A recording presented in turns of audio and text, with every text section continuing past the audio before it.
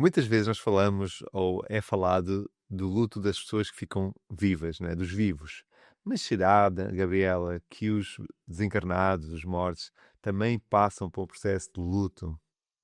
Obviamente que sim. O lado do lar é também cheio de saudade, mas muita saudade mesmo. E se nós temos imensa saudade de todos aqueles que partem e que é grande e que nos rasga a meio e por aí fora, por mais espiritualidade que uma pessoa tenha, para eles não é mais fácil, pelo contrário, torna-se até de certa forma um bocadinho mais difícil porque eles querem se comunicar e não têm como fazer. Pois, realmente eu acho que a consciência faz toda a diferença, não é? Por vezes dou comigo a pensar em coisas que não é que eu posso investir o meu tempo, dedicar a estudar, não é? Hoje em dia nós estamos constantemente expostos a tanto conhecimento e tanta informação, mas há conhecimento que vai ser útil também para quando nós partirmos. Há conhecimento que está distrito aqui à terra, não é? Nós, por Uhum. exemplo, se eu for aprender agricultura, provavelmente ela vai ser pouco útil do ponto de vista literal, do ponto de vista filosófico da agricultura, ok. Sim, claro, há todo um pensamento, há toda uma alquimia na agricultura, mas se eu olhar para a questão estritamente de planta, semeia e tudo mais, se calhar quando eu desencarnar esse conhecimento vai ser, não vai ser útil, posso jogá-lo fora. Agora, há conhecimento sobre a espiritualidade, sobre, não é, a vida depois da morte, todos esses lados que nos vão ser muito úteis para que nós demos o passo para o outro lado. Sem dúvida.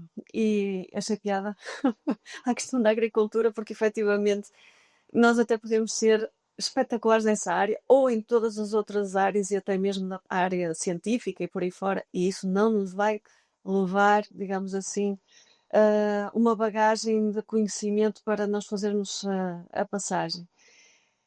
Obviamente que ter espiritualidade, estudar, fazer cursos, sim, mais ou menos, mas acima de tudo é mais um trabalho pessoal, da pessoa ler, estudar, ah, e, e, acima de tudo, o mais importante de tudo é a conduta da pessoa durante a vida.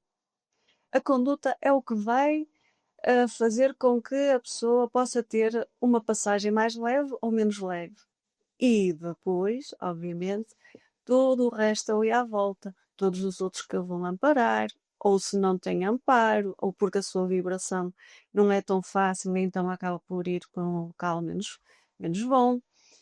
Portanto, se a nossa conduta não for, se ela for boa, honesta conosco principalmente, se vivermos em paz, se não tivermos aqueles problemas internos e com outras pessoas e mais isto e os grandes apegos, a passagem vai ser mais facilitada. Claro que o estudo e isso também ajuda muito, mas acima de tudo esta conduta pessoal é fundamental. Por acaso, eu vou pegar na tua deixa e uma vez ouvi um professor que dizia qualquer coisa do tipo que quanto mais espíritos ou consciências nós tiramos a nosso favor, como se fosse uma bancada de apoiantes, não é? Então, se nós tivermos uma boa bancada de apoiantes do outro lado, a passagem vai ser mais fácil, porque se nós estivermos constantemente a cultivar o bem, a fazer bem ao próximo, ajudar a natureza, tudo aquilo que nós temos vindo a falar durante todos estes episódios do Entre Nós, não é? Toda uma conduta, como está a dizer, ética, bondosa, cordial, harmónica, então provavelmente vamos ter muitas consciências que também vão querer nos amparar, vão querer nos dar a mão e puxar por nós e dizer não, confia porque nós estamos aqui para ti, tu fizeste o bem e nós vamos fazer o bem contigo por uma questão de vibração, não é uma questão de caso fazem, caso pagam, não no sentido drástico ou de difícil, mas por uma questão de consciência. Agora, se nós estamos constantemente a enganar o outro, a tentar tirar partido, também vamos ter a outra equipa do outro lado também a querer, olha, este é dos nossos, então anda cá ao pé de nós que vamos te abrigar. Isso é certo e direitinho. É que é mesmo, isso é certo e direitinho. Lá está, lei de causa e efeito, é a vibração em que a pessoa está durante o tempo de vida e, claro, vai ter uma claque melhorzinha ou uma menos boa. Isto Não visto assim de é? uma forma mais suave, mas as coisas na verdade é um bocadinho assim que funcionam. Se tu estiveres a vibrar no amor, na luz, na conduta, ah, com a espiritualidade, se até tiveres algum trabalho de voluntariado e tudo isso, vamos agregar, obviamente, mentores, pessoas da nossa família que já partiram e que já evoluíram e que nos vêm também ajudar. Porque lá está, nós não temos só um mentor, nós vamos tendo mais um anjo da guarda, alguém que nos ajude, vamos tendo sempre alguém a agregar à nossa vivência física e que depois, no momento em que temos que passar para o outro lado da porta ou da ponte, como a gente quiser chamar ou dizer, tudo torna-se mais fácil, porque vamos ter ali braços amigos logo para nos amparar, não é? Portanto, isso, a conduta é tudo, não é? Exatamente. E se calhar vale a pena nós pegarmos logo no ponto que é muito importante, tanto para aqueles que estão deste lado como para os outros que estão do outro lado, que a morte não existe, não é? É conceito de finitude, entenda-se morte, que se calhar vamos focar nesta ideia de acabou. Olha, nós existíamos, nossa consciência existia, e a partir de um certo período, um certo momento, deixou de existir, não é? Foi findada, terminada, como nós queiramos chamar. Então esta morte, como no sentido de acabou para sempre, é um conceito que realmente é uma construção, não é? Não se verifica em mais lado nenhum. Se nós pensarmos na natureza, tudo se transforma, não é? Tudo regenera, tudo se repolariza, não é? Tudo se adapta e dá uma maneira. Esta construção de morte como uma final, como a finitude é um conceito muito limitado, não achas, Gabriel? Muito limitado e que, na verdade, nós já estamos numa era em que isso já não devia estar propriamente a acontecer. É claro que a religião tem aqui um peso muito grande, a parte da ciência em si também tem, porque lá está, há quem acredita no que acredita, não é? E depois limita nesta crença, não, neste acreditar da vida após o desencarne e que efetivamente existe, e isso é aquilo que nós efetivamente podemos também comprovar em todo o trabalho que já fizemos, de desobsessão, da apometria e tudo isso, quando as pessoas desencarnadas, os espíritos, vêm até nós para pedir ajuda. E pedir ajuda porque precisam de luz, precisam de encaminhamento, porque não sabem como, e isso acontece principalmente com as pessoas céticas. E isso é algo que às vezes, aí agora, isto até parece mal o que eu vou dizer, mas até parece um bocadinho anedótico, digamos assim, quando as pessoas desencarnadas chegam e dizem, mas afinal isto continua, mas então, mas como é que é? Mas eu estou aqui, eu estou vivo, eu estou a falar consigo, mas então, mas como é que isto pode continuar? Mas eu não acredito. Não acredita, mas está a viver, não é? E aqui, este é o luto dos céticos. Este é o luto dos céticos, é Tens que impressionante, morrer mas de cético para começar a perceber que afinal existe mais qualquer coisinha. é verdade. Então, isto acontecia muitas vezes nas sessões da apometria ou da desobsessão, em que vinha este tipo de entidade espiritual dizer, mas então eu estou aqui, ou pronto, aquilo que já te contei também, que é ah, muitos deles estão ali no caixão e então o que é que se passa? Eu estou aqui e não, mas eu estou vivo, o que é que eu estou aqui a fazer? Mas afinal eu morri ou não morri? E às vezes passam ali imenso tempo naquele limbo, naquele estado Na negação, letárgico, não é? Será um bocado um pouco no processo de negação. um processo de negação. E passam muito tempo dessa forma. É claro que depois há o resgate e tudo isso, mas até acontecer esse processo de cair a ficha e de perceber as coisas, existe aqui muito ceticismo e este é o luto dos céticos. Pronto, mas acho que isto era importante falar um bocadinho sobre isso e ao mesmo tempo também explicar que a grande parte das pessoas que até têm uma religião ou que têm um preceito ou algo do género e que acredita na espiritualidade, muitas vezes que acredita no processo de reencarnação ou não, todas essas pessoas muitas das vezes vêm pedir ajuda porque não percebem como é que dão o próximo passo para poder pronto, estarem melhores ou, não é? Seguir adiante, não é? E é porquê? Porque sentem a saudade tal qual nós sentimos. Sentem a falta do cheiro da casa, o toque, o estar a ouvir as pessoas, o estar com as pessoas, tal e qual, igual a nós.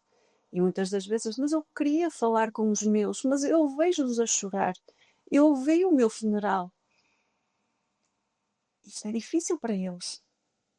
É muito difícil. E então aqui fica um apelo a todos aqueles que, encarnados, obviamente, que estão a passar por algum processo de luto, ou porque todos nós vamos passar por esse processo de desencarne. Estudar é importante, ter esta conduta é importante, mas acima de tudo, se passaram por um processo de luto, procurem ajuda, seja lá onde for, conforme a crença de cada um, para ajudar os seus entes queridos, porque muitas das vezes as pessoas pensam, não, ele está na luz, eu rezo uma missa todos os meses por eles.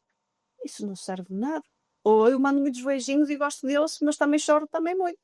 Isso não vai servir de nada, porque eles podem estar ali, ou então podem até estar ainda adormecidos e nem sabem para desencarnar. Não é?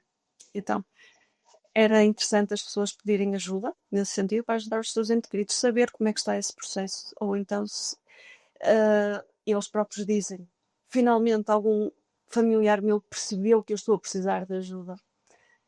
Exatamente. E eu acho que há várias formas de de ajudar, e eu acredito que plenamente, não quer dizer que nós não choremos as lágrimas da saudade, não é? Mas que a mágoa e a tristeza sei lá bem, a castração, a limitação, o bloqueio, que muitas vezes, o isolamento, que muitas vezes nesse processo de luto se entra e depois é muito difícil sair, não vão ser benéficos para. Eu vou dizer para ninguém, poderá ser benéfico para alguém, mas para toda a gente que quer trabalhar um caminho de consciência e de luz é difícil, não é? Porque uma coisa nós temos aquela emoção daquele processo, daquela situação, agora ter aquele sentimento escacado, reprimido, não é? Magoado.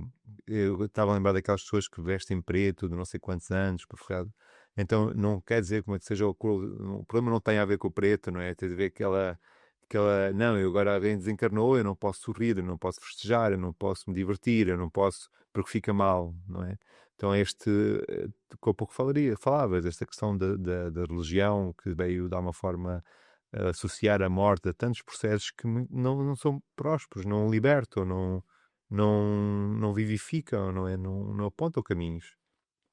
Porque tal qual como as pessoas estão cá deste lado precisam de ajuda para poder seguir adiante, os outros também estão do outro lado com menos consciência, provavelmente também precisam dessa boa energia, dessa vai, confia, acredita, não é? Nós estamos bem. Então isso é muito interessante, porque e no outro dia falava com uma amiga minha que desencarnou-lhe uma irmã, que curiosamente ela estava-se afastada, entretanto aproximou-se, no momento que se aproximou, a irmã desencarnou com uma questão de doença. E eu estava a tentar transmitir essas ideias e dizer, olha, a tua irmã agora já não tem um corpo doente, já pode estar em qualquer lado, já pode estar contigo em qualquer instante, manda-lhe energias positivas, ela está contigo. Eu senti isso de uma forma muito ativa, a proximidade da irmã ali naquele momento.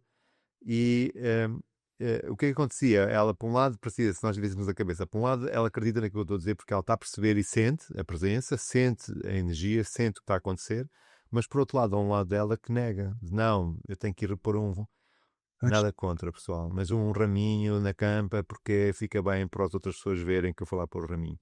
Então, esse tipo, e por favor, não, cada um cultua os mortos da sua forma, não cabe a mim julgarem um pouco mais ou menos, mas se calhar se nós agarrarmos esse dinheiro desse raminho de flores e investirmos a fazer uma boa doação, ou ajudar outra pessoa que está a passar fome, a energia que aquilo gera, o ectoplasma do agradecimento, vai ser muito mais benéfico para nós que para aquela pessoa que passou para o outro lado. Tal e qual. Disseste Não é? algo fundamental. Às vezes peço aquela competição da campa, quem tem campa mais bonita, mas quer dizer, para o morto. É mesmo. Isso para ele é o mais preocupante, digamos assim, é aquilo que menos interessa. E olha que o que estás a dizer é mesmo muito interessante, muito importante, e as pessoas têm mesmo que ter aqui noção de que o que tu acabaste de dizer é fundamental, porque nestes processos de encaminhamento espiritual, muitas das vezes estes entes queridos que já estão do outro lado, e obviamente que sentem a saudade e que percebem que já estão do outro lado, isso tudo, e quando percebem que está no momento então de partir para a luz com alguma paz no coração, porque assim é o processo, aquilo que eles mais desejam, aquilo que eles mais querem, de coração e alma, é que os entes queridos não chorem mais, que eles estejam bem, que eles tirem o preto, que eles vivam com vontade, com alegria, como se eles estivessem lá, porque eles estão. É isso que eles dizem mesmo. E eles dizem isso mesmo. Mas eu quero ir, mas eu quero que eles fiquem bem. É isto que eles dizem. E é tão importante que as pessoas que nos estão a ouvir percebam que é assim mesmo. Portanto, quando as pessoas que estão do outro lado e que têm este processo de saudade e entendem que a vida continua e que, pronto, o processo tem que continuar, querem também que todos os que estão cá deixem a tristeza. Não é? Para eles poderem também evoluir.